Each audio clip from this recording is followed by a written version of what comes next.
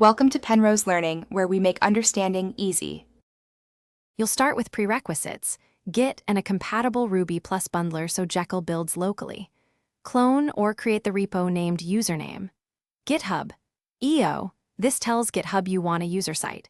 Once done, add a gem file and install your chosen Jekyll theme gem, then commit those files. Make the first push to origin main or GH Pages branch as required. This begins the deployment pipeline and ensures GitHub Pages recognize. Now you'll install and wire up the theme. Add the theme gem to your gem file and run bundle install so dependencies resolve. Then edit config. IML to set site title, URL, Basual, if using project site, theme name, and any required plugins. Once configured, run bundle exec Jekyll serve to build locally and preview changes. Make sure to iterate until pages render correctly. This avoids surprises when GitHub builds your site remotely.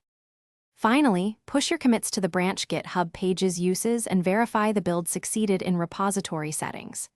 If the site shows a 404 or stale pages, make sure Basual matches deployment type, clear browser cache, and confirm the correct branch is selected.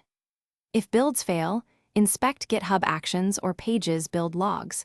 Locally reproduce errors with bundle exec Jekyll, build to read stack traces. This workflow gets you live and gives one clear troubleshooting tip.